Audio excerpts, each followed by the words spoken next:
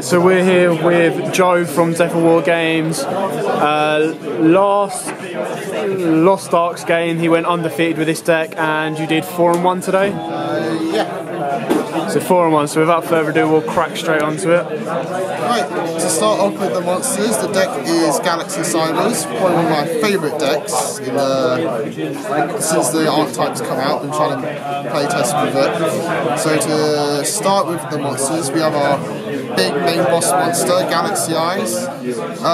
He's the main card to go into all of the rank 8 monsters. It's like Felground, Tachyon, all that kind of stuff. You essentially use him along with his assistant, the free Galaxy Knight. If you control a Galaxy or Photon, you can normal summon without tributing, brings back a Galaxy Eyes from grave. So that's just an instant rank 8. To search out pretty much everything in the deck, we have free Galaxy Wizard. He used to be the best card in the deck, but he's just been replaced with the Galaxy Soldier. He's been like the missing link in the whole deck. Just in a pure Galaxy deck, he just searches out all your monsters, easy special summon. If you use him and Knight, you can get a Felground or whatever you need. If you combo it with anything else, you can go into rank 5 as well. Being a light machine is very important for this build because we run Cyber Dragons. The Cyber Engine is my favourite engine. I've tried Artifacts, I've tried both of them in the deck. Artifacts are good if you are a kind of like a semi-passive player, you like to lock your opponent out. I'm more of an aggressive player, so I prefer the Cyber Engine. With him and the 2 cores and the 1 dry, I find this very consistent.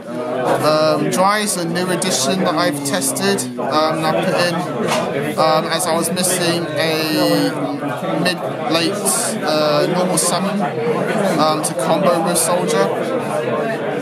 The core searches out your main spell to search out all your machines in the deck, and so we also have the 1 electromagnetic turtle. This is a fun tech that I have in here, but it also helps out really well. It's a target for Galaxy Soldier to discard out the hand, special summon him, and if he's in your graveyard, just as soon as your opponent declares battle phase, banish it, ends the battle phase. So if you've got a dead hand and he's in your graveyard, it can save you a turn, so then you can go off next turn. And to round up the monsters, we have 2 effect phase. For spells, we have a lot of draw and search power. We have free trading. We have 6 level 8s in the deck, and 3 of them, and in fact all of them, can be sent to graveyard, and we can abuse them in there. So we have that. Then we have the 2 Cyber Repair Plant. I really love this card in this deck as it searches out both your Cybers and your Galaxy Soldier. Or the only condition you need is to have a Cyber Dragon engraved, which is not a very hard thing to do in this deck. Then to round up the searches, we have 1 Excel Light, 1 Expedition, and 1 Foolish Burial. Excel Lights to search out our Galaxy Wizards if it's first turn, and so then Wizard can then get a search, so we can search our Expedition or anything else that we need, like a Soldier or even a Galaxy Eyes, as I've done a few times. Expedition just searches out anything else that we need. So if you play a Soldier, you can then use this to search out another Soldier and go into your play, rank 5 play. Or if you use Soldier, then you can search out a Galaxy Eyes, and then you can normal summon Knight, bring back another Galaxy Eyes, and then just create more boards and all that kind of stuff. And then Foolish Burial to just dump anything we need. We mostly dump Cyber Dragon Core because he is best in the graveyard to be our cyber target for our repair plan, or to banish the core to then go into a Cyber Dragon and go into further plays. Next we have Galaxy Zero. This ratio I've borrowed from another YouTuber, and since testing it, it's been doing very well. It's been very consistent with this ratio. I used to have more Galaxy Expeditions and all that kind of stuff, more zeros, but after playtesting between the two ratios, I found them very cloggy at more than just one. You essentially search them all out through Wizard when you need it, instead of just drawing it when you don't need it. Zero just brings back any galaxies from graveyard for big plays. Then for more special summons, we have 2 Instant Fusion.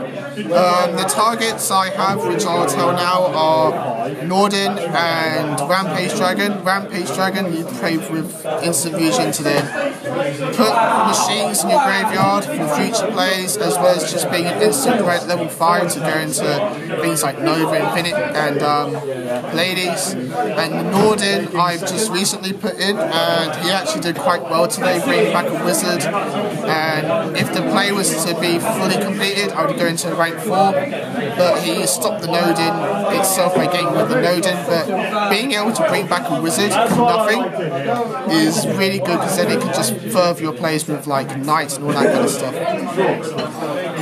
Then we have the obvious Soul Charge for just broken plays for no reason. Being able to just essentially bring back an Infinity late game, mid game, and just steal something for nothing is just great, as well as bring back other stuff. The 2 Twin Twisters, we like to dump stuff out of our hand because a few things in our hand can be quite dead.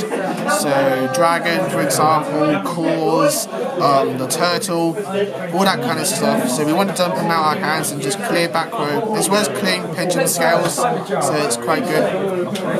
And then the obvious one, Regeki, because being able to wipe walls for nothing and then OTK is just like nuts.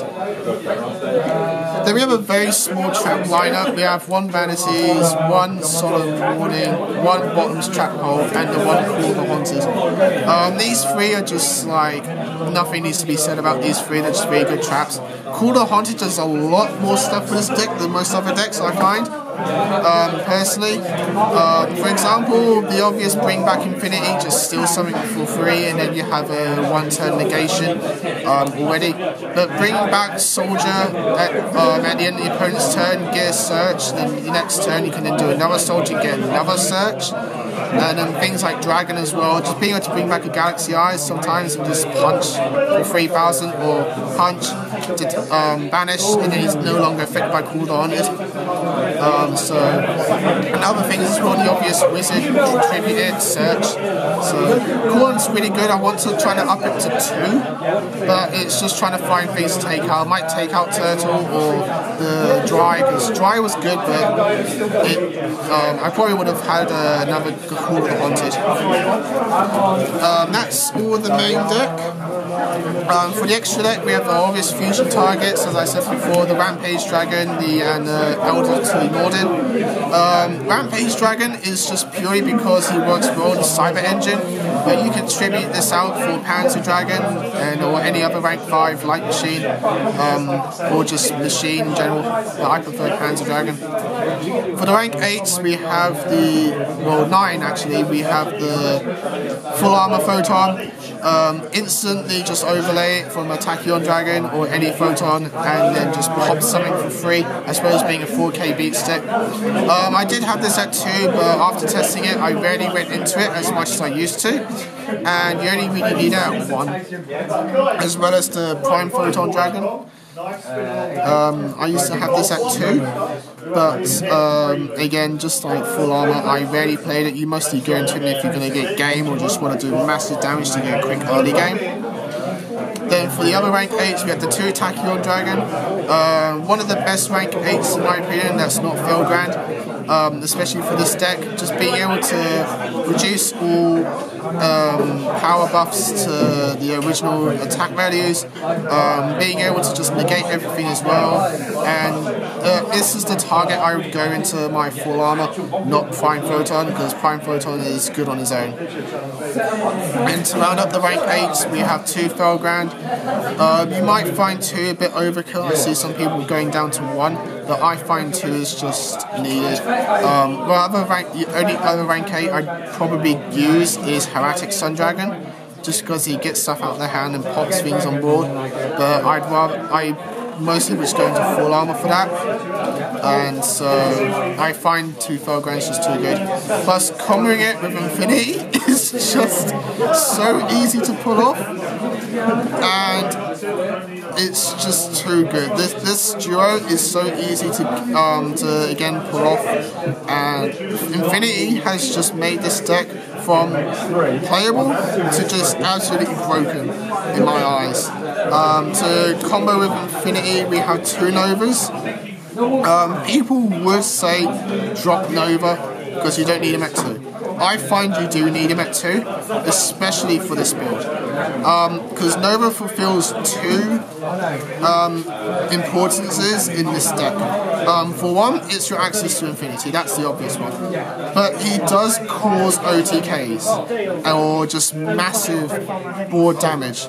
So that's why I've had him at 2. I've actually gone into 2 a few times with this deck. The first one's obviously going to Infinity first, and then after that you'd go into the second Nova, bring back a Cyber Dragon, and then you have 3 monsters on board, and then you can go into further plays from that. So that's why I have 2 Novas, as well as the 1 Pleiades, the 1 Volcasaurus, and the 1 Durandal to round up our rank 5s. Pleiades is obvious, Volcasaurus is for damage, and Durandal is another protection as well as disruption through the detached material, and both players shuffle their hands essentially.